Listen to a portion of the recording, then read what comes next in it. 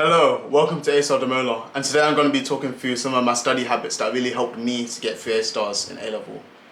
I feel like there's a bit of a myth, maybe misconception kind of thing, that it's all about being the smartest person in the class, and although obviously it's nice to be the smartest person in the class, I feel like a lot of it comes down to what's the strategy, what kind of things are you doing consistently that help you to get those grades.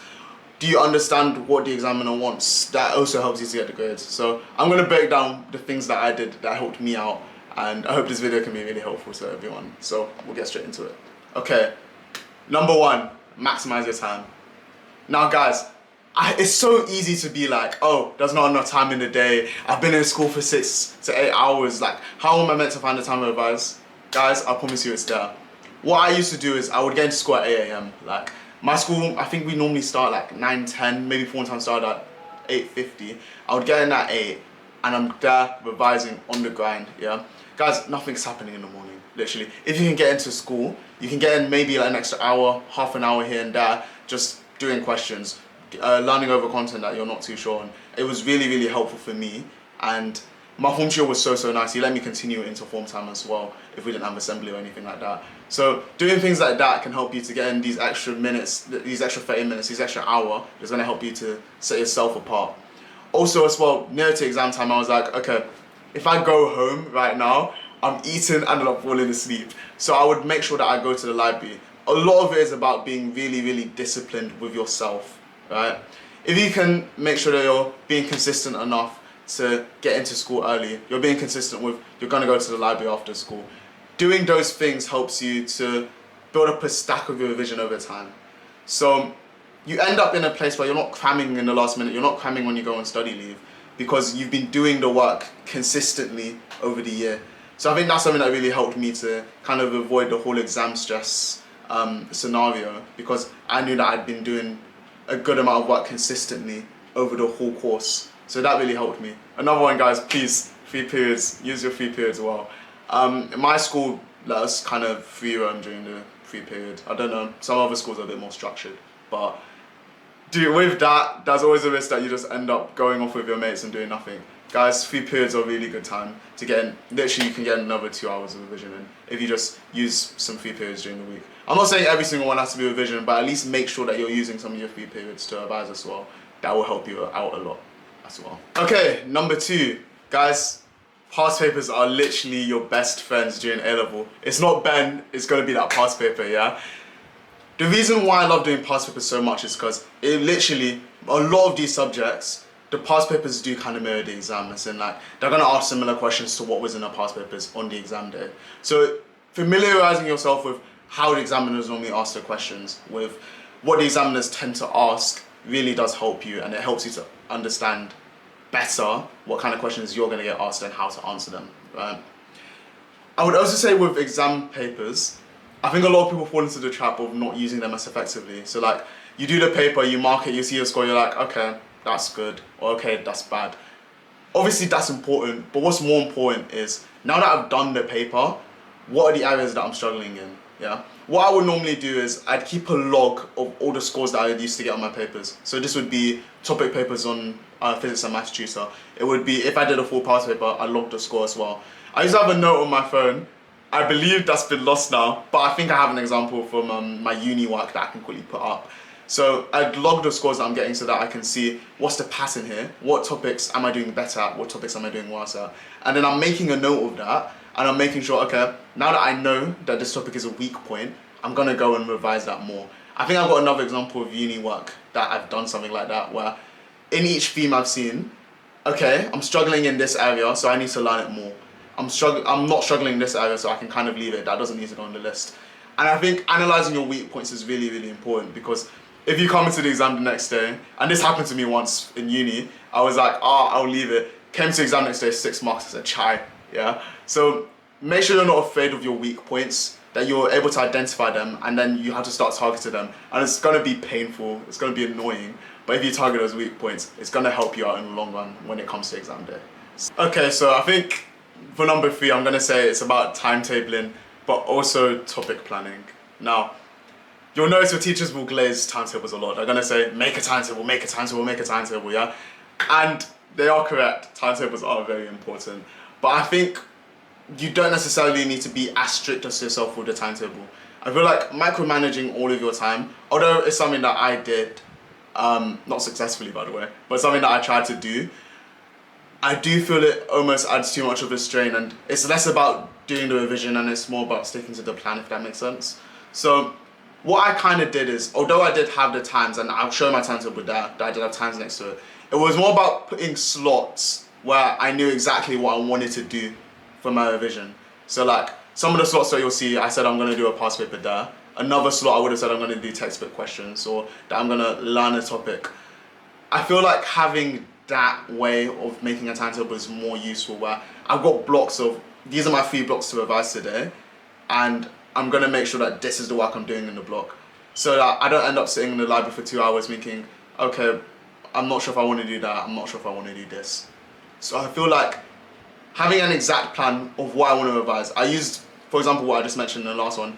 What are my weak areas? I'm going to target that in this session. So I think that's a more beneficial way of timetabling instead of micromanaging the time. That would be my best advice on that. So that's kind of how I would go about timetabling. So you will see on my timetable, it does have the times, but I didn't necessarily say really strict to that. Just to give myself a bit more leniency, a bit more leeway in terms of the revision I want to do. Number 4, and my absolute favourite one, was teaching friends. Now, teaching friends guys, there's like this chart, and I think explaining to others is basically the top of it. I'll try to find it.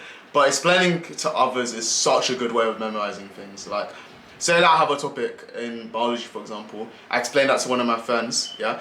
If I know I can explain it well to my friend and that they understand it, that means that I know the topic, yeah? And if it comes up in the exam, I'm going to be able to answer that question. So I think explaining things to others is something that's really good, and it's really going to help even both of you, yeah? Because sometimes the way the teacher explained it isn't going to be the way that you've understood, and maybe the way that you understand is better for your friends, if that makes sense. So I think explaining to others is a really, really good technique.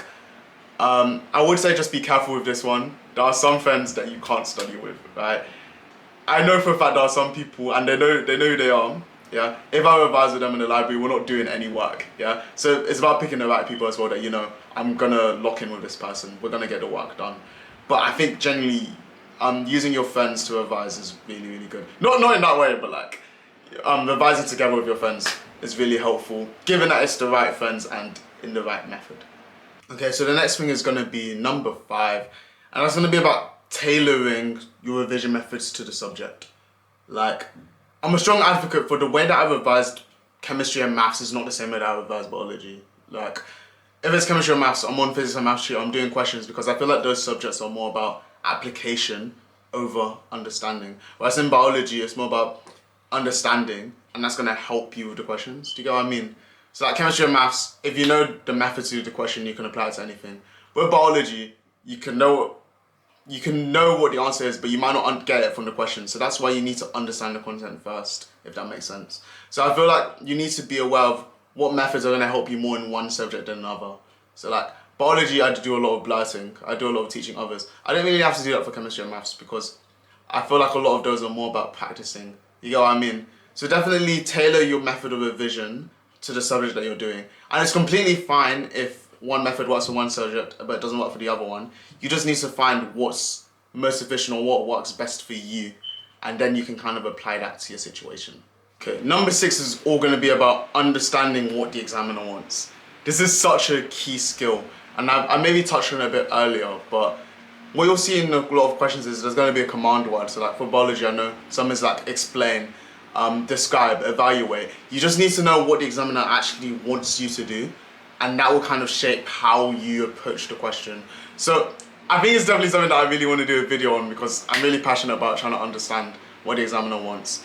But this is something that I worked really hard on whilst I was in my A-level, so that it would help me pick up more marks, and also I wouldn't waste time just randomly writing about something that's not really relevant to what the question wanted, because that does happen a lot, especially with biology. So maybe that was going to be one for a later video, but definitely have it in mind about understanding what the examiner actually wants you to say whilst you're answering your questions. And finalement, number 7, guys, and I really am a strong advocate for this, you need to have a time to rest. I think it's so easy with A-levels to be like, I've only got 2 years, I need to learn all of this content, I need to do my med school application, I need to do my Oxford application, I need to get to my uni application. Guys, you need to find a time to rest because we're not robots, yeah? We can't go 24/7, just work. There needs to be a time of rest, right? So like, for me, for example, break or lunch was off limits. Unless I was in a time crunch, like I hadn't done homework or something, or maybe that was a test in the next period, my break or my lunch, I'm chilling, yeah? I'm going out with my friends, we're just gonna chill for that hour or so, yeah? Make sure you incorporate rest. Also, I said I went to the library after school, right? The first hour after school, I haven't started work. So I think I finished school at 3:40, I would start working at 5, right? Because there needs to be a time to rest, yeah? You can't just go from a whole day at school to then going and studying. Unless you're superhuman, fair enough.